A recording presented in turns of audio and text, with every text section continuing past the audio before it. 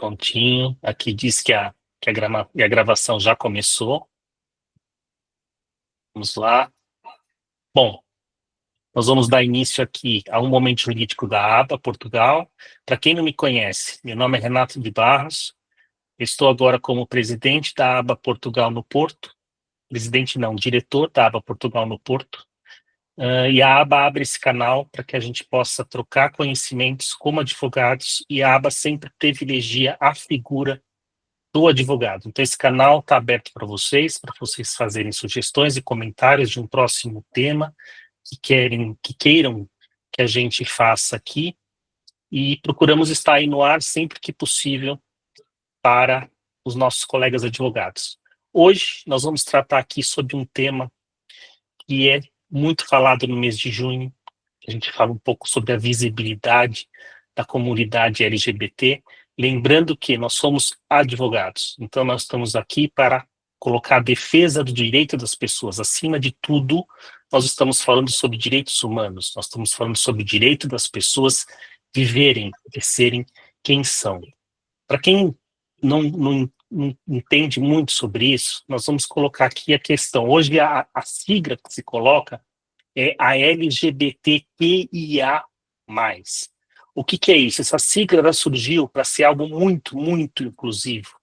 Então, nós colocamos aqui lésbicas, gays, bissexuais, transexuais, queer, intersexuais, assexuais, e o símbolo mais quer dizer que incorpora mais todas quantas forem identidades e orientações que não estão aqui nessa sigla. Muito se fala sobre esse tema, e aqui nós vamos abrir um pouquinho o papo entre nós advogados, e desde já eu agradeço aqui a presença do Dr. Luiz Gomes, do Dr. Christian Dumont, da doutora Thalita Matos e do Dr. Fernando Cordeiro, que disponibilizaram um pouquinho do seu tempo para tratar sobre esse tema tão delicado para a nossa sociedade e que interfere na vida de tantas pessoas. Eu vou abrir o espaço aqui para cada um se apresentar um pouquinho, e nós vamos começar diretamente com essa temática. Doutor Luiz, você quer começar? Sim, posso começar, sem dúvida nenhuma. O que houve aqui? Sumir? Não, estamos te ouvindo, okay. e vendo tá. normalmente. Aqui apareceu uma tela aqui na minha frente. Bom, enfim, sou Luiz Gomes, sou advogado, aqui inscrito na Ordem de Portugal. Tenho uma atuação na área dos direitos humanos a vida inteira, mais de 30 anos que eu milito na advocacia, e dentro dessa militância fui secretário-geral e presidente da Comissão Nacional de Direitos Humanos do Conselho Federal. Criamos a Comissão de Combate ao Trabalho Escravo e Combate ao Tráfico de Pessoas, na qual hoje eu sou vice-presidente nacional do Conselho Federal, e sou o fundador da ABA. Quer dizer, tive o privilégio de, quando o Dr. Esdras pensava na ABA, nós pensamos juntos, há mais de 20 anos atrás. Então, sou um sócio fundador, sou um participante da ABA o tempo todo, fui vice-diretor da ABA até esse ano, junto com a Jamila, e dei sempre a minha contribuição nas atividades da ABA, dentro dos limites que nós temos de agenda, mas sempre que pude participei.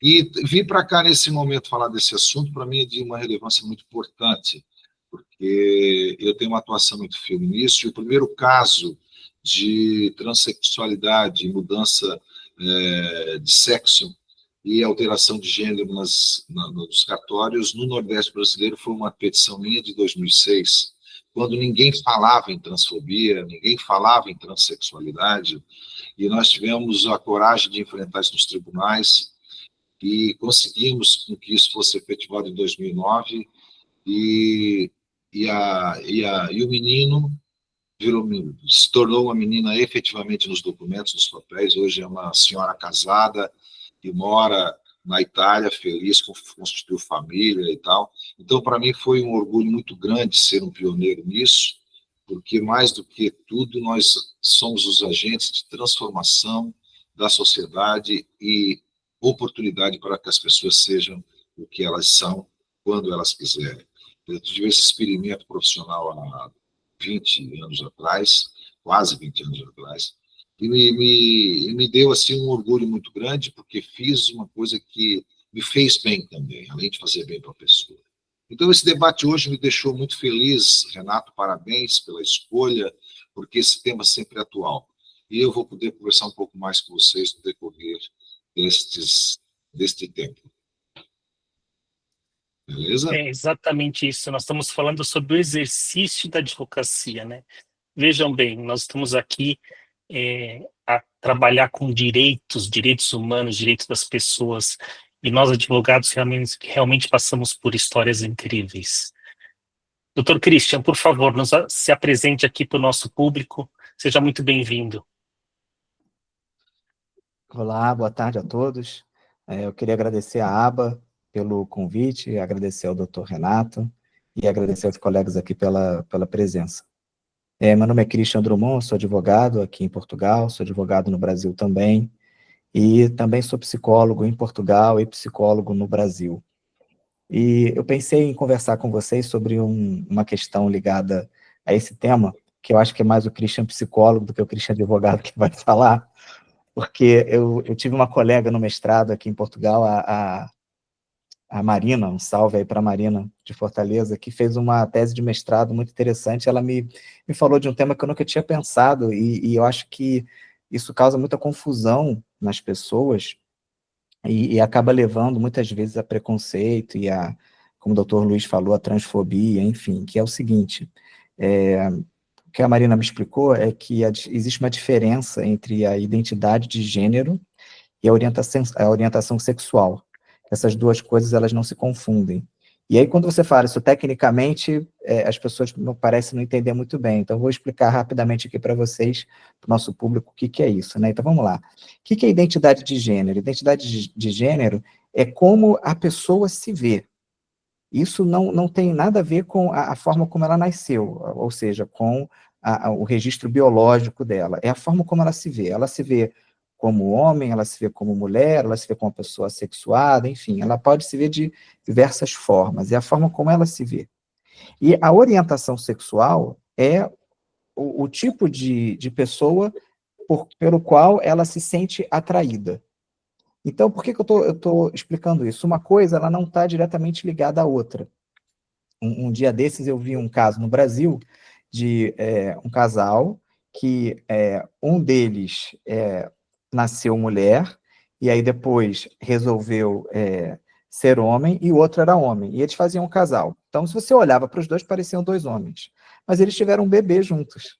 E aí, um deles ficou grávido. E aí ele contava que ele estava no ônibus e ele pedia para as pessoas, olha, dá licença aí para o meu marido sentar no banco, porque ele está grávido. E as pessoas, claro, achavam uma coisa estranha, porque realmente é muito diferente, mas, enfim, ele, apesar de biologicamente ser mulher, ele tinha a identidade de gênero como homem, e aí eles tiveram um filho e criam um filho. O que isso significa, pessoal? É o seguinte, a forma como a pessoa se vê não significa que ela vai ter uma orientação de um sentido ou no sentido oposto. Então, nesse exemplo que eu dei, por exemplo, a pessoa nasceu mulher, mas ela se via como homem. Então, ela fez uma mudança de sexo e ela tem uma aparência toda masculina. Mas a orientação sexual dela dessa pessoa é em direção a homens. Poderia ser em direção a mulheres também.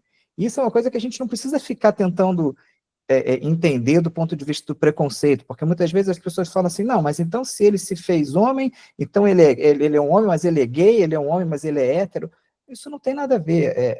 As pessoas gostam de pessoas, as pessoas se sentem atraídas por pessoas, ou seja, a identidade de gênero, a forma como a pessoa se vê, não tem correlação alguma com a orientação sexual dela. Então, quando vocês virem uma situação dessas, como o que eu contei, isso é plenamente normal, a sexualidade humana, ela é assim, e muitas vezes por desinformação, por falta de estudo, por ignorância, e às vezes também por incitação de ódio de alguns grupos políticos, as pessoas acabam achando que, isso aí é falta de porrada, isso aí é porque não teve uma educação correta, enfim, eu já ouvi muitos discursos desse tipo, e vejo até hoje em dia nas redes sociais, e realmente isso é uma desinformação. As pessoas não estudaram a sexualidade humana, não sabem como isso funciona, e aí acabam, muitas vezes, partindo para esse discurso misógino, para esse discurso, enfim, preconceituoso, que é uma coisa muito triste. Então, acho que é o nosso dever aqui, enquanto operadores do direito e da saúde, no meu caso, a gente poder esclarecer isso para as pessoas e mostrar que realmente não existe essa regra, e que a sexualidade humana é uma coisa aberta, é uma coisa completamente natural, e a gente não precisa encaixar as pessoas dentro de quadradinhos e dentro de, enfim, de estereótipos. É isso, esse era o meu recado para essa live de hoje. Obrigado. Olha, eu acho que assim, só complementando rapidinho, Christian, eu tive um caso que eu consegui, o marido grávido relatou o que aconteceu com ele. Por quê? Porque com a questão dos hormônios da gravidez, por exemplo, ele perdeu a barba que ele ficou cultivando, então ele também entrou num processo de, de identidade, porque na realidade, quando ele se sentiu que ele fez a transformação, ele fez com um visual. E quando entrou a questão da gravidez, foi um grande conflito também, por quê? Porque alguma coisa daquela transformação teve um conjunto aí por conta do corpo, que depois voltou, mas enfim. Mas são histórias incríveis. É, e eu digo o seguinte, eu acho que nem todo psicólogo vai ser um advogado. Mas se todo advogado tivesse um pouquinho de psicologia, ou tivesse um pouquinho dessa formação de psicologia, olha que é muito bom isso, né? Eu acho incrível, né? Eu queria ouvir um pouquinho agora a doutora Thalita. Vamos lá, doutora Thalita. Seja muito bem-vinda. Obrigada, olá a todos. Pois eu estou, assim, muito, muito feliz e muito honrada mesmo, de verdade, por poder fazer parte aqui dessa live, poder trazer aqui para os colegas que nos assistam, até para o público mesmo em geral, não é um pouco desse tema que muito se fala hoje, mas eu creio que fale também assim muito em termos gerais, muitas vezes. Então, é sempre bom a pessoa buscar por um suporte, vamos dizer assim, mais técnico, quando precisa. Porque, na verdade, o fornecimento desse suporte técnico, ele é muito útil no dia a dia, na vida diária, não é? Bom, então, assim, começando aqui a apresentar de uma forma muito sucinta. Eu sou Thalita Matos, atuo aqui em Lisboa, Portugal, cidade e país onde moro há 33 anos. Sou muito honrada e muito grata por fazer parte da ABA, que realmente eu percebo que é uma associação séria e que abre várias frentes de discussão e traz utilidade não só para nós, não é, que atuamos, somos operadores do direito, mas também para a população comum geral, que recorre aos membros da ABA, não é, todos os dias, e assim, estou mesmo muito, muito feliz. Eu queria hoje falar um pouquinho aqui e trocar algumas impressões até com os colegas, porque aqui em Portugal eu atendo a bastante pessoas transgêneros, sejam elas portugueses ou sejam estrangeiras residentes aqui em Portugal. E eu fiquei agora sabendo de um fato muito interessante, até através do Dr. Luiz, que me deixou assim muito feliz, não só por ter sido a primeira pessoa, não é, a peticionar num caso em que deu origem depois à transição final de sexo, mas eu digo que o quanto eu fico admirada pela Positiva, ressalte-se, em como o Brasil ele está assim muito adiante, porque o Dr. Luiz, acho que falou, foi no início dos anos 2000 que aconteceu esse caso, enquanto que nós aqui em Portugal, a versão final, e a que é mais utilizada, porque antes, enfim, nem sequer havia uma legislação específica para isso, é de 7 de agosto de 2018, doutor Luiz. Então, assim,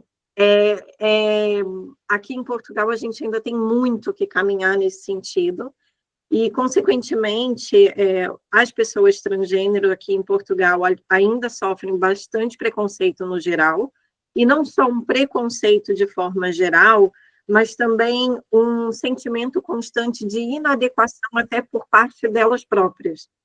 Então, eu acho que o nosso contributo é muito importante também nesse sentido, para que a gente possa dotar estas pessoas de fundamentos legais, em linguagem acessível, que no dia a dia elas possam utilizar nas mais diversas situações.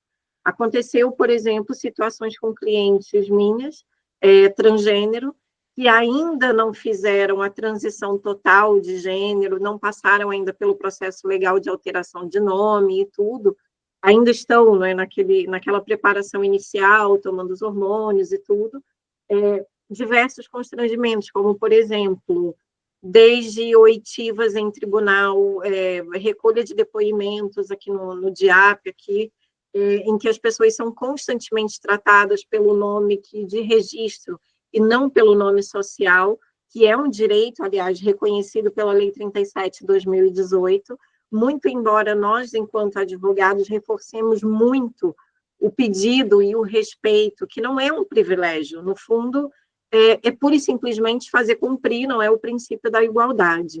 Então, eu creio que vai ser de grande valia os esclarecimentos que nós vamos poder trazer hoje aqui, e eu espero muito sinceramente que quem tiver acesso à live ou à gravação, enfim, que faça bom uso do material que nós estamos aqui disponibilizando no dia a dia.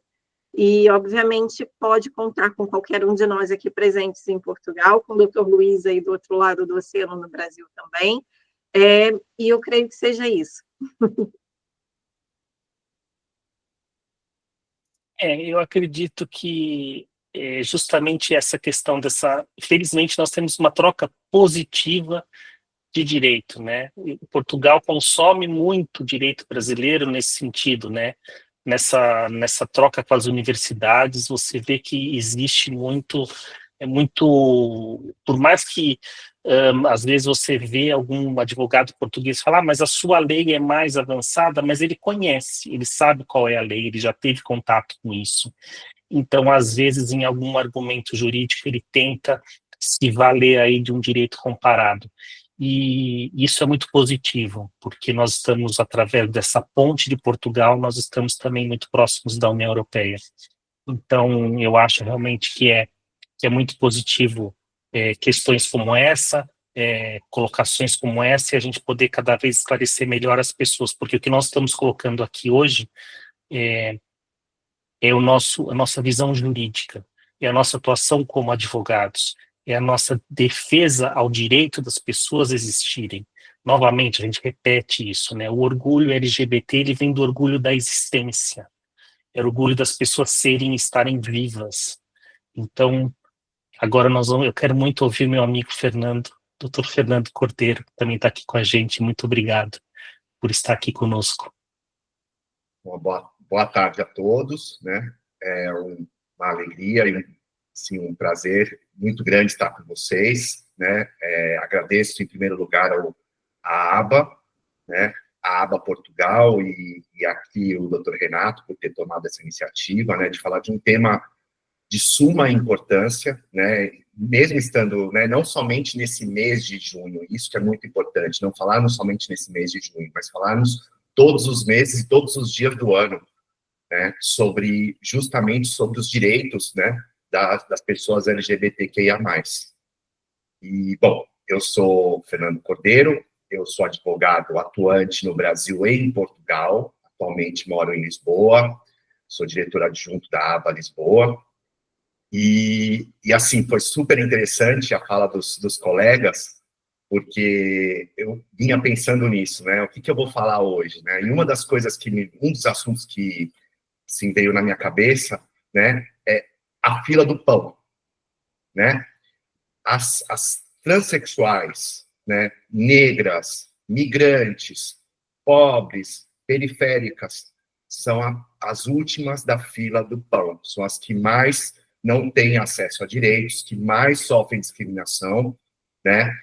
E que muitas vezes são esquecidas, e que tem um nome, como disse a colega, que não tem um nome respeitado, não tem a sua dignidade respeitada, né? Não tem acesso à saúde, porque muitas vezes tem dificuldade de chegar, por exemplo, a um atendimento de saúde, porque não tem um tratamento adequado, que é muito diferente do G, branco, cis, jovem, que esse sim tem muito mais acesso, por mais que também sofra preconceitos, né? Então, acho que é muito importante também a gente tratar desse espectro todo da sigla, né?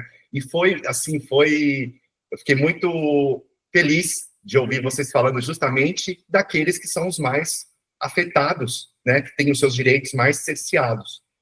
E um outro tema que me rondou aí a cabeça, né? Que eu fiquei pensando, e que gostei muito do tema, da última marcha LGBTQIA+, no Brasil, em São Paulo, que é sobre o envelhecer LGBTQIA+, que também são pessoas que também não têm, muitas vezes, acesso à saúde, vivem, muitos deles não puderam constituir uma família, então morrem na solidão, né? Então, acho que são temas que políticas públicas que estão sendo adotadas hoje em dia para essa população idosa. A gente não vê falar disso.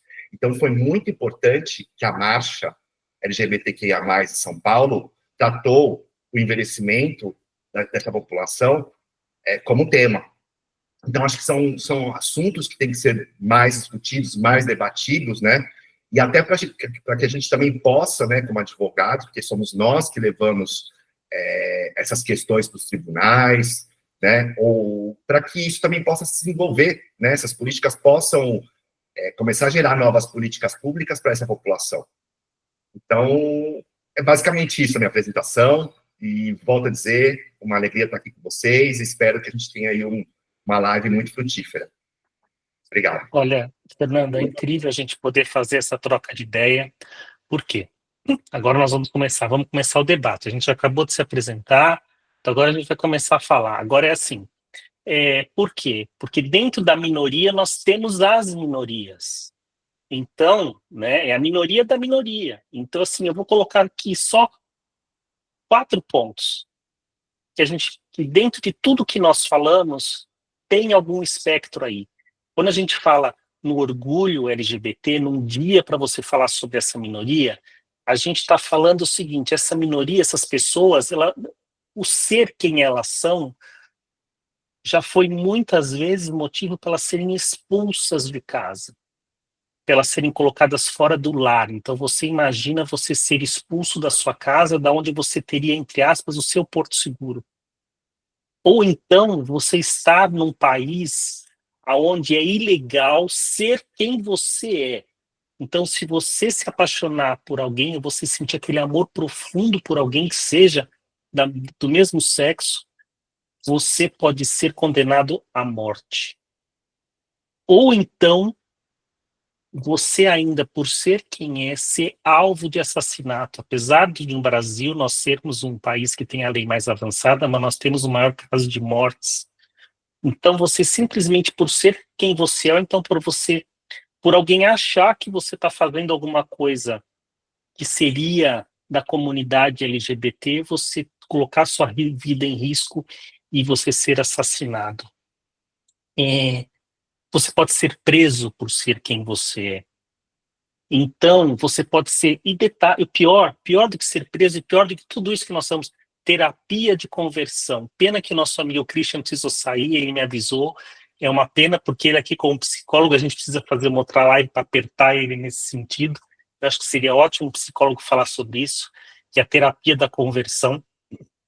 Então, por conta desses 4 pontos que eu coloquei aqui, você veja o quanto uma pessoa que se coloca dentro do espectro LGBT está muito mais fragilizado do que uma pessoa que é comum na sociedade, como um heterossexual, por exemplo. Agora sim, agora estamos livres. Thalita, você levantou a mão, vamos lá. Vamos conversar. Obrigada. Eu gostaria, assim, de reforçar e dizer que muito, muito, muito importante mesmo o ponto que o doutor Fernando trouxe aqui, exatamente, e como o Renato também reiterou, a questão da minoria dentro da minoria. A gente aqui em Portugal tem a questão de uma população bem envelhecida, tal como a grande maioria da população europeia. A gente tem a questão da população envelhecida. Dentro desta população envelhecida, existe uma franja muito grande desta população respeitante à comunidade gay, e mais, não tão recentemente, mas vamos lá, um pouco em menor quantidade, também da comunidade trans. E aquilo que se observa aqui em Portugal, que ainda é um país bastante conservador nesse sentido, e eu creio que quanto mais ao norte de Portugal eu observo mais esse conservadorismo neste sentido, até comparativo a nós aqui que estamos na região centro, sul, Lisboa, Algarve, enfim, é aquilo que a gente vê na maior parte, infelizmente, é uma espécie quase que de ostracismo, vamos dizer, de pessoas que estão dentro da comunidade gay ou até a comunidade trans, com o passar dos anos. Porque existe também um pouco vamos dizer, é como se fosse considerado algo que seja, utilizando um termo, não é que está muito agora em voga, um hype de juventude, mas no contexto geral, a sociedade não compreende que ou é orientação, ou é escolha, é uma questão de autodeterminação também, e que é algo que não faz parte de um hype, de uma fase da juventude. É algo que a pessoa se identifica daquela forma desde que nasceu, e não tem como alterar aquilo que a pessoa se identifica desde que nasceu, e ela vai ser aquilo que se identifica até o fim da vida. Ou seja, a pessoa que é gay, ela não vai ser gay só porque é jovem, está na moda, ou nos anos 80, 90, a gente tinha aquele hype todo nos anos 60, nos 70, que começou a ter os movimentos, não é? Maiores, públicos maiores, vai ser gay a vida toda. E é algo natural, porque é algo que faz parte da pessoa humana.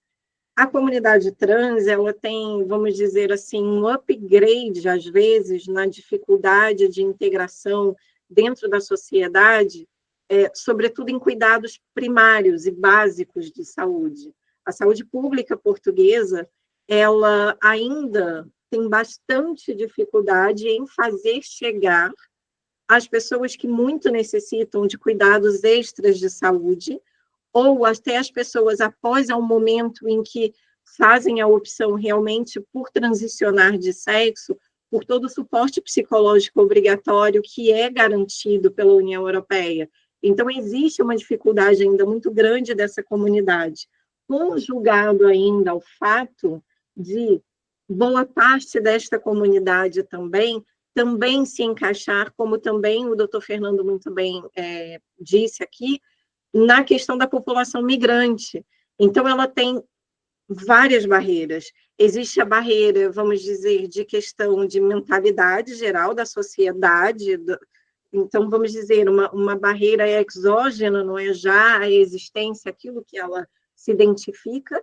Existe ainda uma outra barreira emocional, porque a própria pessoa fica num conflito emocional e um sentimento de culpa, muitas vezes, até grande, exatamente por existir, como o Renato falou, terapia da cura gay, sei lá, é tanta coisa que a pessoa começa a ouvir aquilo e começa a pirar e dizer, gente, será que eu estou mesmo doente? Será que eu nasci com defeito, como eu já ouvi? Será? O que acontece? Então, assim, o acesso ao suporte psicológico a essas pessoas, e sobretudo pessoas que não têm como custear por esse suporte, ainda falta bastante aqui em Portugal.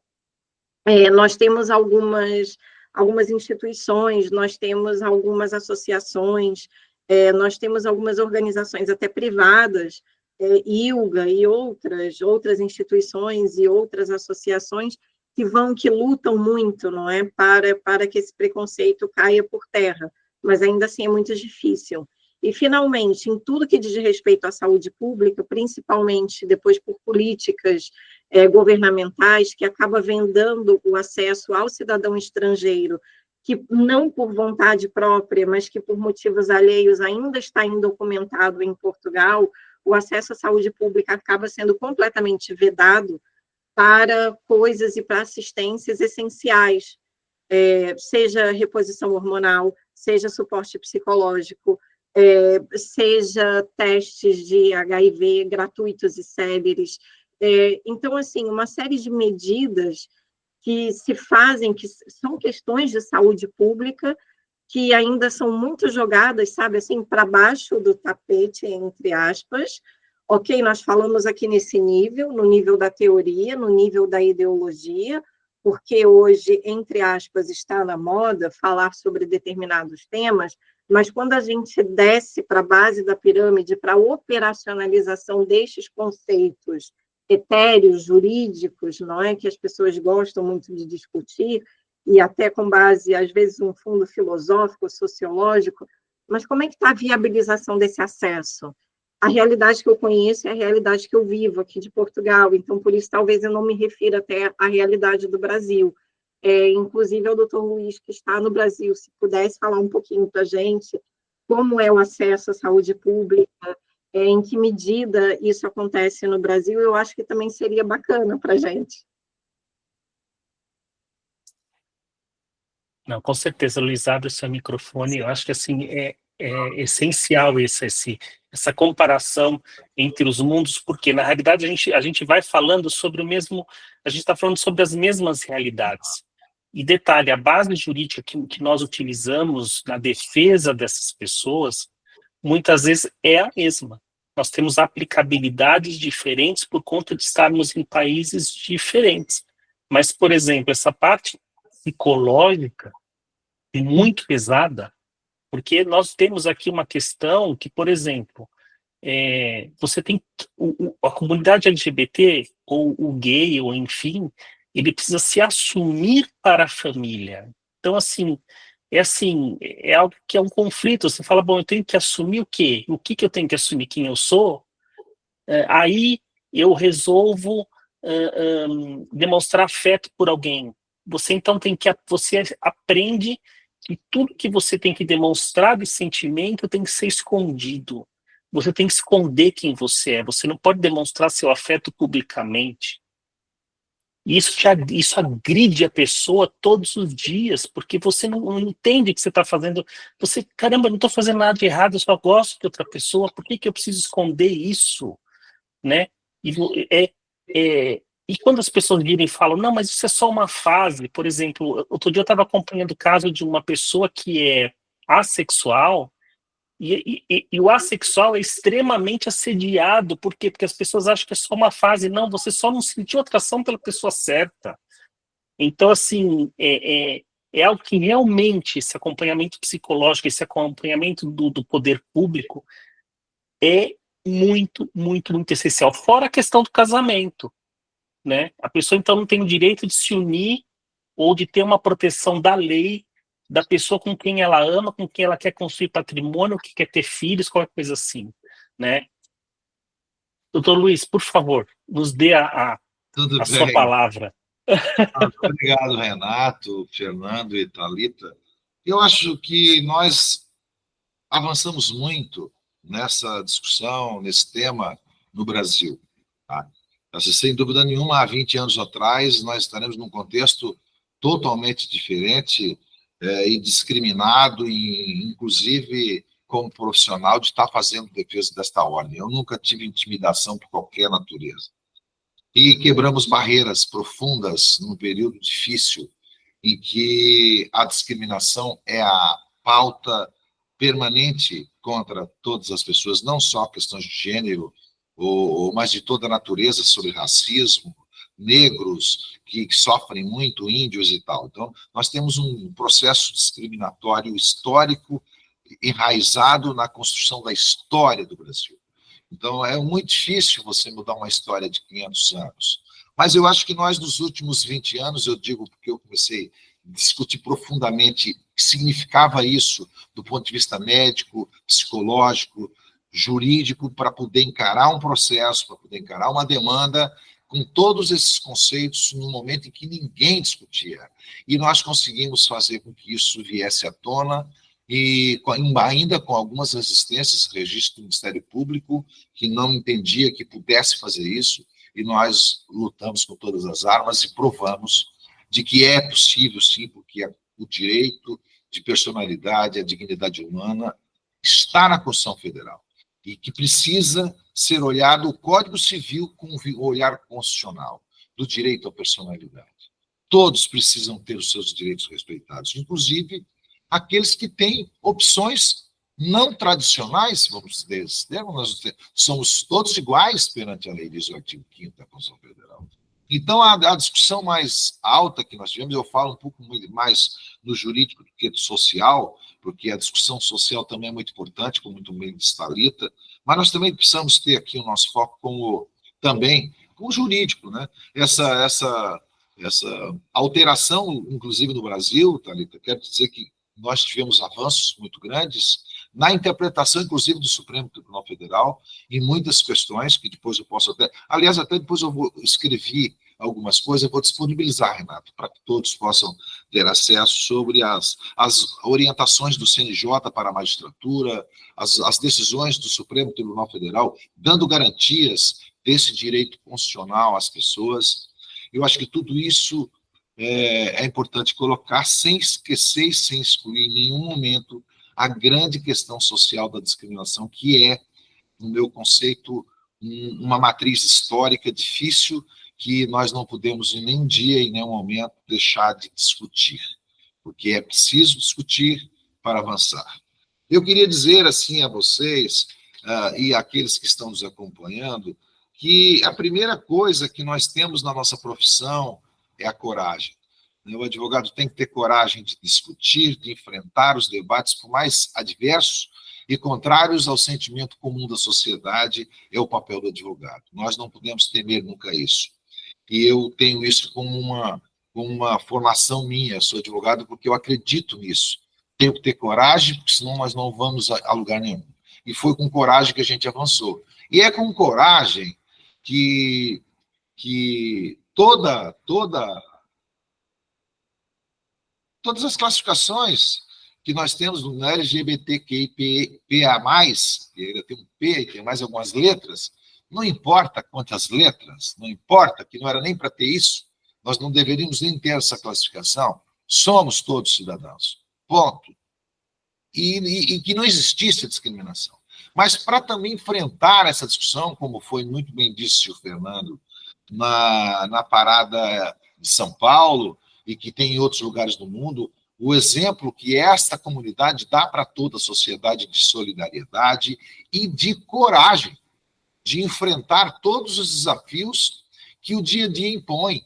O dia a dia impõe não é só o dia a dia social, familiar, que tem muito, mas o dia a dia da instituição do Estado, que às vezes é o principal e propagador da discriminação, como nós tivemos um presidente da República anterior, que a pauta dele era essa, né? A discriminação. Ele teve 4 filhos, 3 homens, 4 homens e uma mulher, e teve uma mulher porque fraquejou. Ou seja, uma discriminação sem qualquer cabimento contra as mulheres.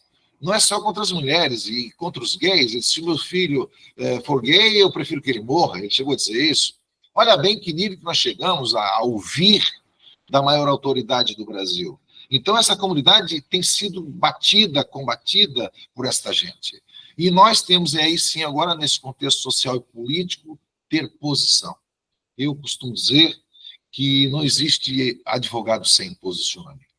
Nós não somos neutros. Ninguém no mundo é neutro. Todos nós, ao silenciar, você se posiciona. Então, não tem... Eu costumo dizer isso. Fiz até uma postagem sobre esse episódio que, tristemente, estamos assistindo na humanidade, que esse episódio aí perto do Oriente Médio, no Oriente Médio, em que o silêncio dos líderes europeus, dos líderes de todos os países, diante do massacre sanguinário de crianças e idosos e mulheres na faixa de Gaza, e silenciaram. Ninguém saiu no combate de criminalizar quem propõe, quem faz esse tipo de coisa. E esse é um exemplo mais claro do silêncio. Como o silêncio é posição. Quando as pessoas silenciaram quanto a isso, elas permitiram que isso continuasse acontecendo. Esse é o fato. Quando a gente silencia, quando há uma discriminação, quando há um trabalho escravo, quando há uma exploração infantil, quando há qualquer tipo de discriminação ou exploração injusta e ilegal, e nós silenciamos, nós estamos nos posicionando, Renato.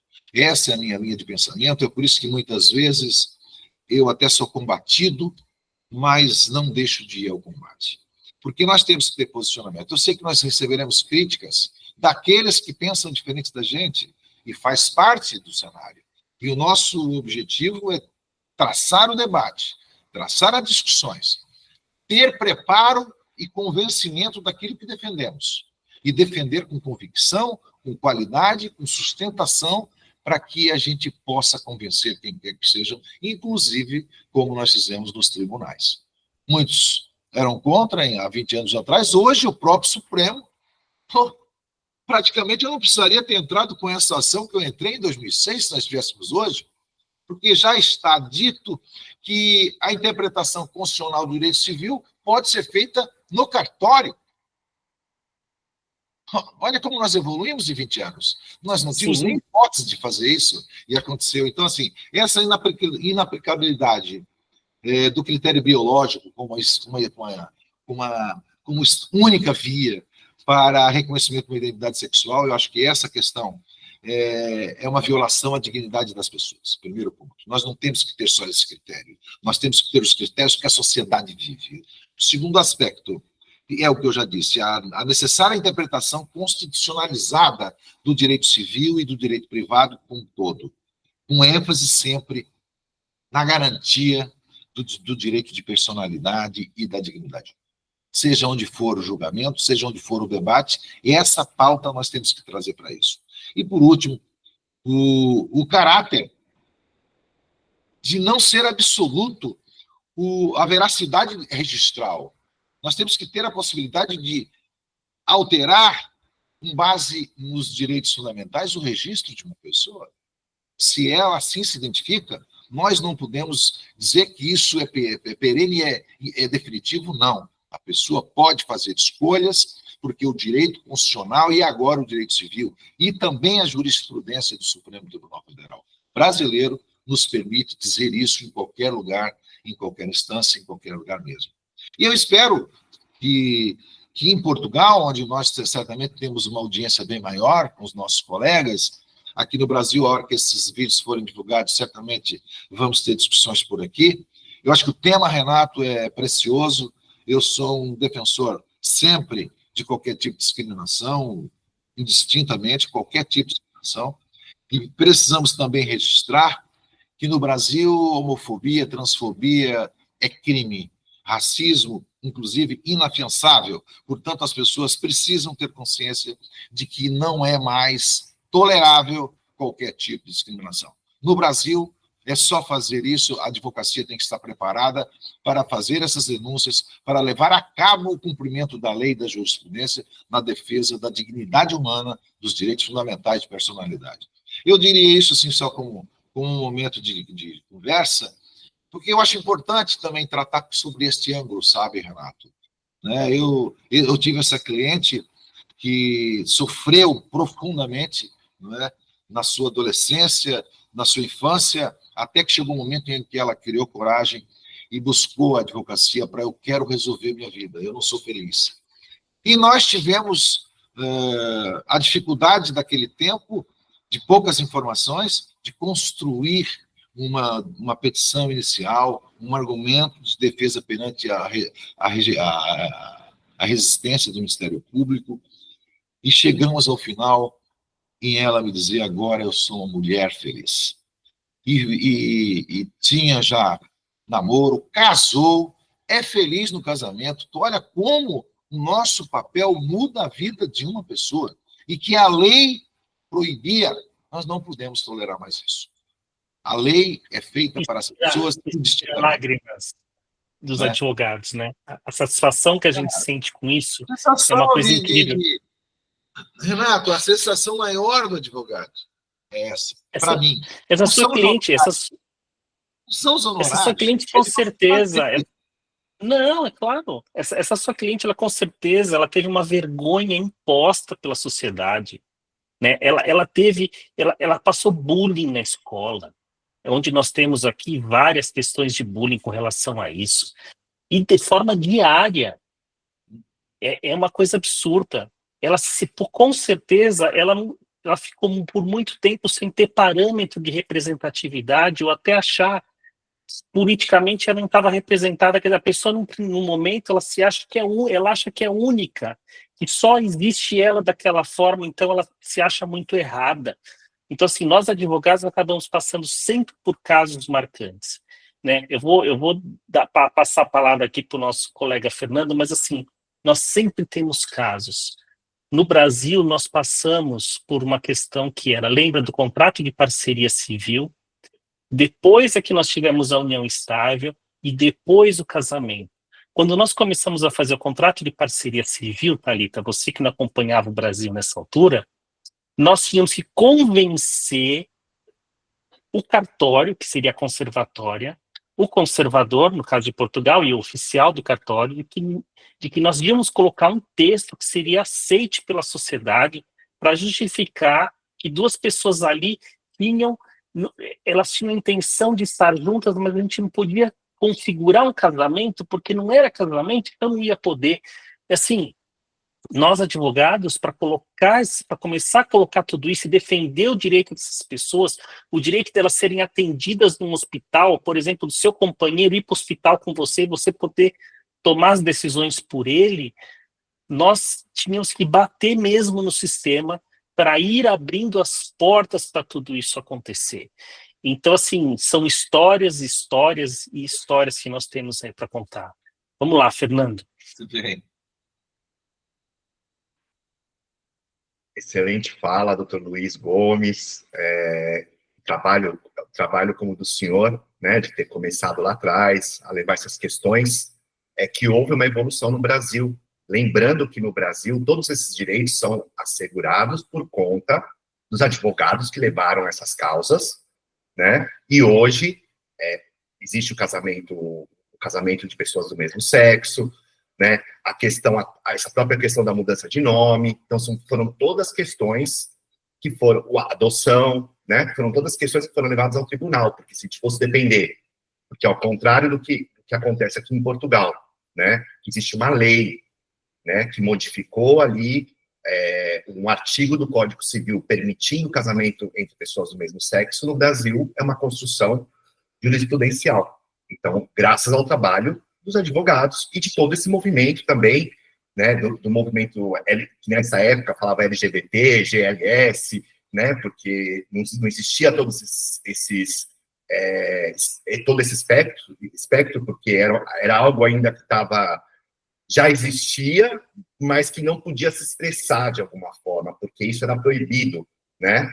Então, foi graças a esse movimento todo também, né, de pessoas que deram a sua cara para bater.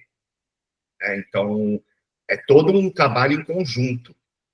E quanto à questão da doutora Thalita, que ela falou, se existe no Brasil um atendimento diferenciado para essas pessoas, justamente para a população trans, né? Até fiquei com isso, porque eu sei que, eu não sei de outros lugares, possivelmente, aquelas pessoas que moram numa cidade interior, sei lá, interior do Amazonas, elas não vão ter um acesso, existe até um desconhecimento, né? E muitas vezes as pessoas não sabem lidar com isso, não sabem lidar com a orientação sexual ou com a identidade de gênero, não sabem lidar com isso, né? Eu sei, por exemplo, da cidade de São Paulo, que existe, por exemplo, um centro de acolhimento, né, em relação à saúde especial para as pessoas trans. Por quê?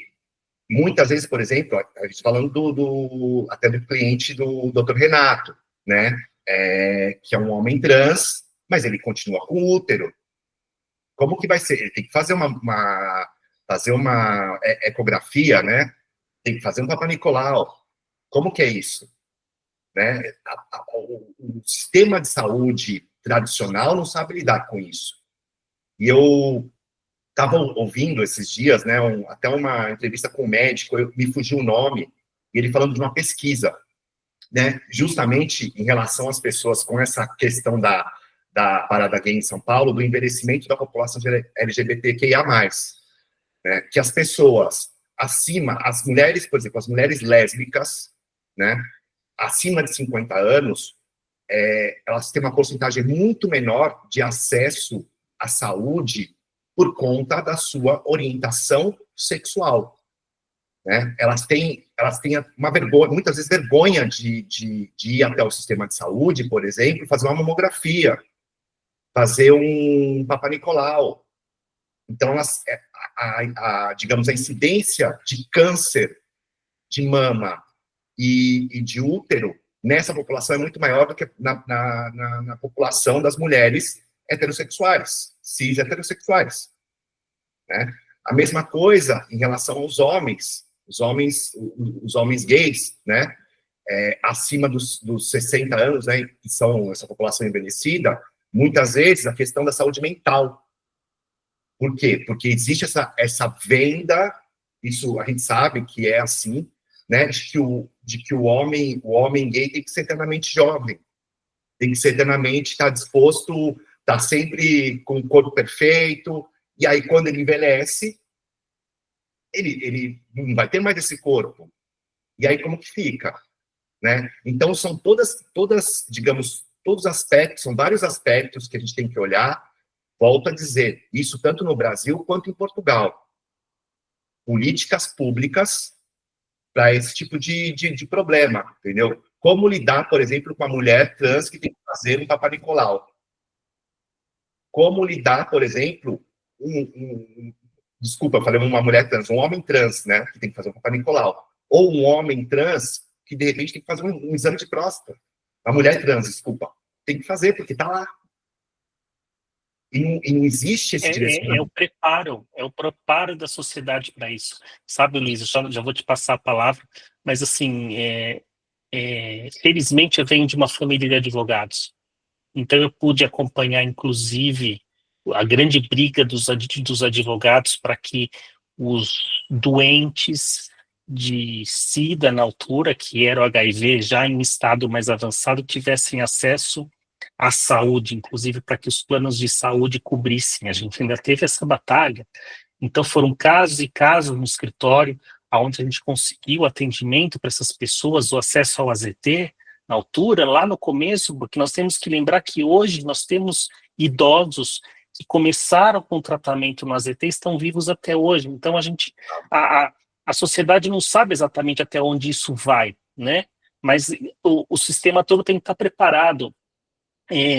A questão, quando nós fazíamos o acompanhamento jurídico desses contratos de parceria civil, e esse parceiro muitas vezes ia para o hospital, às vezes nós advogados éramos chamados para ir até o hospital, para que a gente pudesse, entre aspas, mostrar para o diretor do hospital e para o médico qual era o lugar deles e como eles tinham que atender aquela família, porque aquele companheiro que estava do lado, aquela companheira tinha o direito de decidir as coisas, de cuidar, muitas vezes porque a própria família sequer aparecia para acompanhar qualquer tratamento, né? E muitas vezes, depois que um companheiro estava lá, isso eu já presenciei como advogado, porque eu precisei atuar fortemente com relação a isso, o companheiro ficar com o outro no leito de hospital até a sua morte, quando chegar para entrar de volta na sua casa, depois de um mês praticamente no hospital, a família ter trocado a chave da casa e não deixar a pessoa entrar nem para pegar seus pertences. E detalhe, a gente não estava falando de um relacionamento de 1 ano, a gente estava falando de um relacionamento de 20 anos. Então, são situações onde o advogado a gente tem que bater, Luiz, e é exatamente o que você falou, é bater e bater forte. Por quê? Porque as pessoas têm que aprender que existem direitos e somos todos seres humanos, e o direito está aí, o advogado está aí, a gente tem que se posicionar nessa altura, né, e mostrar realmente, olha, é assim que você tem que agir. E assim, essa nossa atitude é irrevogável. Nessa hora, o advogado, ele chega como um trator, ele não quer saber o que está acontecendo. A gente vai e bate, a gente vai e mostra o que tem que ser. Deixa eu só complementar uma coisa. Que você falando na sua fala, também me remeteu a algo aqui de Portugal, né? Com essa onda migratória, né? O acesso também dessas pessoas, muitas vezes que tem gente, a gente sabe disso, que existem imigrantes que são ilegais. O acesso à saúde, acesso à medicação, para prevenir o HIV, ou mesmo para tratar o HIV, né? Como que é esse acesso? Porque muitas vezes pode ser negado esse acesso. Por mais que a lei a lei portuguesa assegura esse acesso, né, às pessoas ilegais. Mas é aí que vem o papel do advogado, porque às vezes existe uma desinformação, né, dos lugares que enfim, dos postos, digamos, postos-saúde, postos de distribuição, enfim, existe uma desinformação, e também é isso que você falou, é o advogado também e lutar incessantemente pelo direito dessas pessoas que está assegurado na lei, né? Então, desculpa interromper, porque me veio isso também, e acho que isso é um ponto importante. Exatamente. Mais uma vez, nós temos o acesso da lei brasileira, que nós temos o PB4, que muito brasileiro se esquece que existe. E o PB4 é um acordo fantástico, porque aqui nós temos acesso, né? Não só em Portugal, mas é incrível isso. Desculpa, Luiz, está com a mão levantada, assim, por favor. Não, eu acho que está sendo maravilhoso o nosso bate-papo, mas, assim, só para lembrar que o Estado tem um papel importante nisso, sobretudo pela Thalita, que estava querendo algumas informações, e felizmente, o atual governo, liderado pelo presidente Lula, adotou políticas públicas de verdade, e nós temos que falar sim nominar, porque o governo anterior excluiu todas as políticas públicas de inclusão social, inclusive Minha Casa Minha Vida e tudo mais. Então, nós precisamos dizer que hoje existe o Ministério dos Direitos Humanos, no governo Lula, e que tem uma Secretaria Nacional especializada em LGBTQIA+, políticas públicas nacionais do Estado na construção da proteção e cuidado das pessoas com essa denominação, com essa identidade.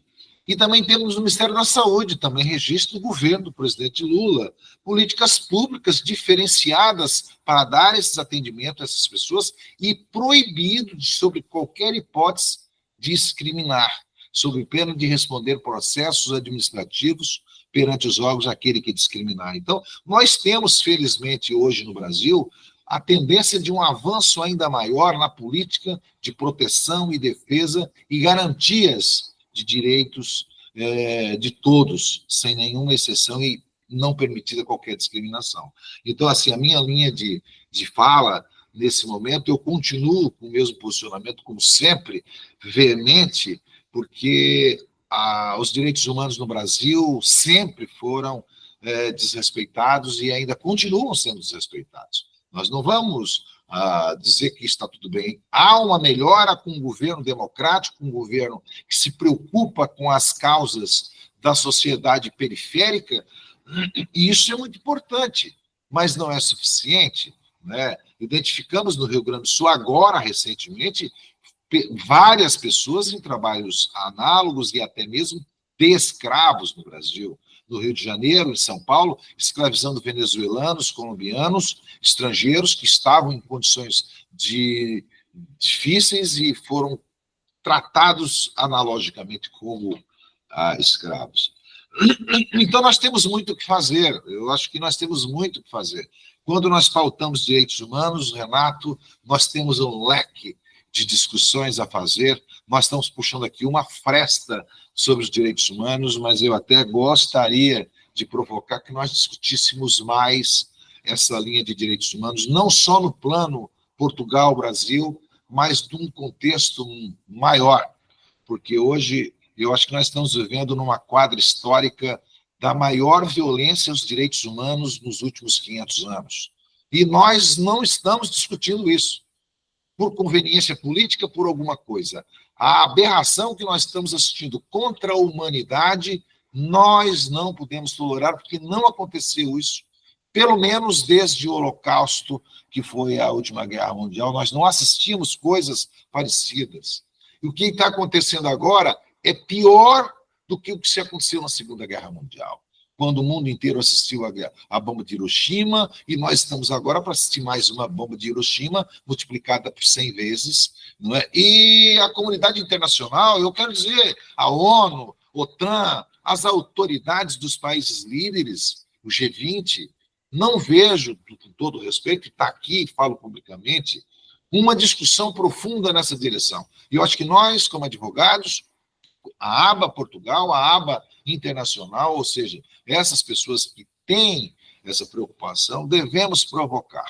inclusive a Ordem de Portugal, que acho que precisa também se posicionar, quando Portugal aceitou sediar a aterrissagem dos navios bombardeiros dos Estados Unidos para irem até o Irã. Eu achei aquilo um absurdo, ninguém falou nada, nem a ordem, nem o governo, ninguém falou nada. Ou seja, aquilo que eu disse no início, silêncio é culpa.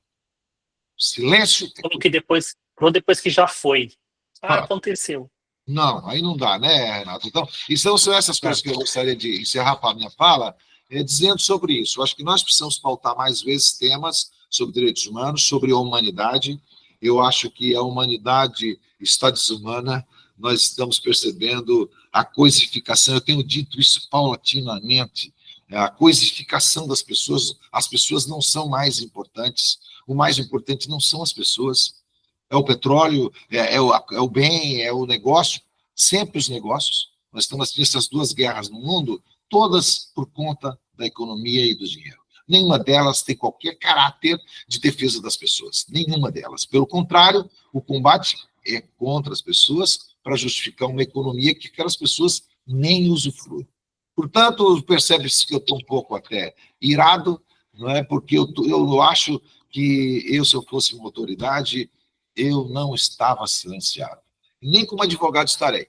Não é? Beleza? Desculpe o meu desabafo. Olha, eu faço aqui uma provocação, então, Luiz. Olha, aproveitando o tema, eu acho que a gente poderia, a partir de setembro, nós falarmos um pouquinho, pelo menos uma vez por mês, no Instagram. A gente pega um número de 4 pessoas, que esse formato fica bom, e a gente falar sobre direitos fundamentais.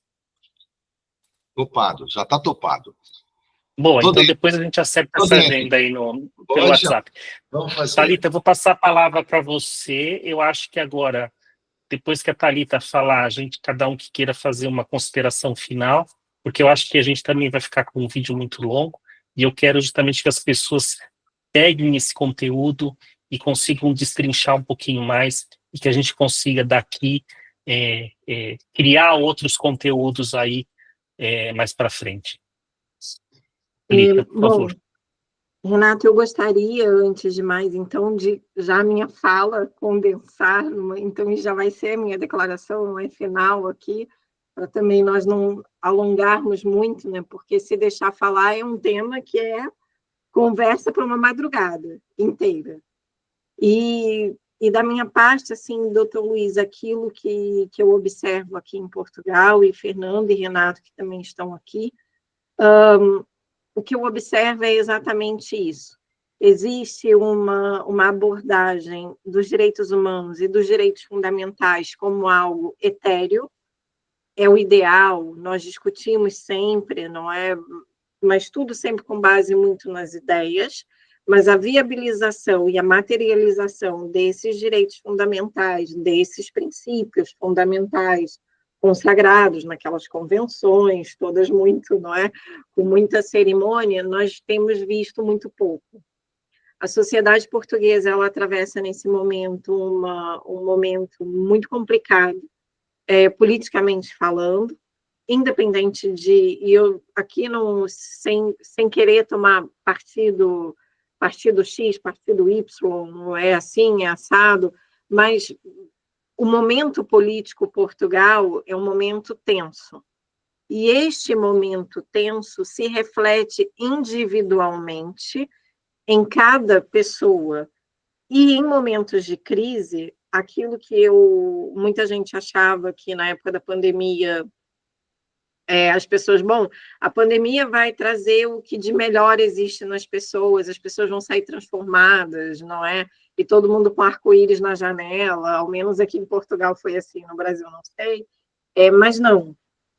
Só vem revelado que os momentos de crise, eles fazem emergir do ser humano a natureza mais selvagem que existe dentro de cada uma das pessoas. Então, tem se levantado de todas as formas um espírito extremamente individualista, não considerando as causas globais que estão aí, nos olhos de quem quiser ver, Então, esse belicismo que a gente tem assistido, literalmente, através da guerra, ele tem se refletido também no dia a dia, as pessoas estão mais ríspidas, as pessoas estão mais apressadas, as pessoas não têm tanta paciência para ouvir, e quando nós paramos para poder refletir sobre valores como princípios fundamentais, direitos fundamentais de primeira geração, dignidade da pessoa humana, o respeito pela integridade da pessoa humana, a inviolabilidade do corpo da pessoa, da saúde, saúde mental, saúde física, é algo que muitas vezes tem sido assim completamente esquecido. Então, eu quero mais uma vez aqui, e já como encerramento, agradecer e louvar a aba por, assim, em meio a tanta coisa bárbara que a gente tem assistido, poder abrir esse espaço de discussão para que nós possamos trazer à tona tudo que vem acontecendo e, de alguma forma, também trazer de uma forma acessível e exatamente, não é tirar o direito, não é, como eu costumo dizer, daqueles escritórios todos muito lindos e muito chiques, o direito somos nós no dia a dia, não é? E o direito são os colegas que usam terno e também é a colega que usa camisa estampada.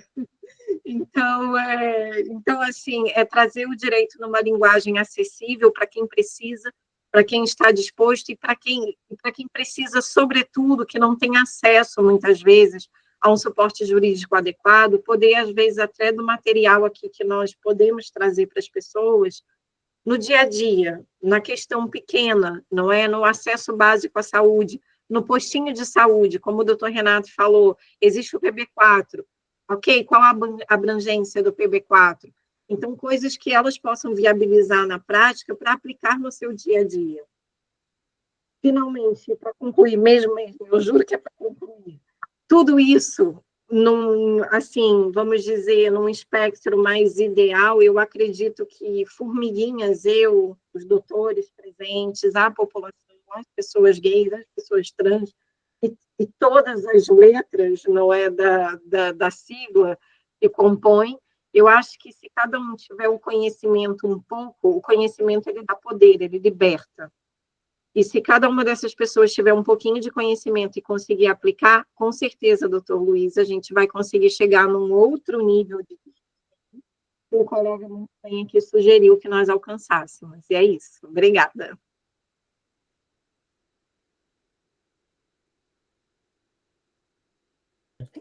Incrível, incrível, Thalita. É realmente isso. É bem isso. Fernando, vamos lá, as suas considerações finais. Bom, então, queria, em primeiro lugar, agradecer essa oportunidade de estar aqui com vocês, a ABA, né, por abrir esse espaço, é como vocês disseram, né, num mundo que está, é o que eu digo, assim, às vezes eu não estou reconhecendo mais aonde eu estou, que lugar que eu estou, né, porque, assim, a coisa parece que está sendo uma escalada tão grande, e isso como disse a doutora, aqui em Portugal, e a gente vê no mundo, as pessoas fazendo vistas grossas, sabe? Como se isso não existisse. Como, eu não vi o avião, não sabia que existia um avião lá. Como não sabia que existia um avião? Mas, enfim, né? Dar esse espaço para a gente falar de um tema também que envolve tudo isso que é direitos humanos, né? De uma preciosidade muito grande. E não só para os advogados, porque a gente sabe que tem muitos colegas que às vezes não conhecem, desconhecem, é fora da realidade deles, né?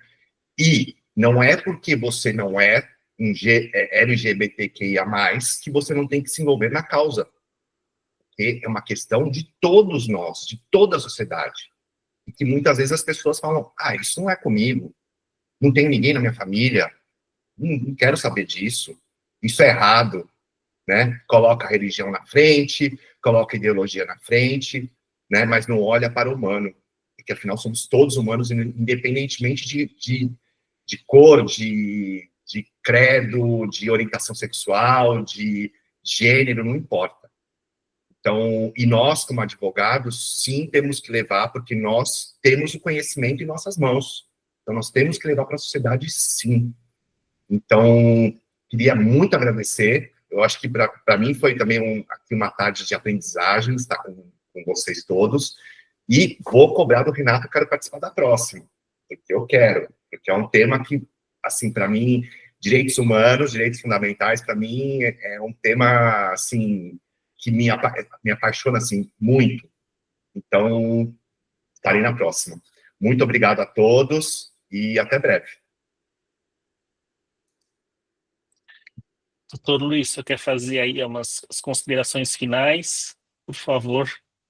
Sim, apenas para agradecer a oportunidade de estar com vocês, de estar mais uma vez na aba, e a aba sempre fazendo seu papel importante na figura do Renato, que está liderando hoje, do Fernando lá em Lisboa, da Jamila, da Catarina Zúcaro, enfim, da Joyce Leal, todos que nós estamos aqui, mas certamente estarão acompanhando depois, são as pessoas que fazem a diferença na construção dessa advocacia nobre e diferenciada no mundo.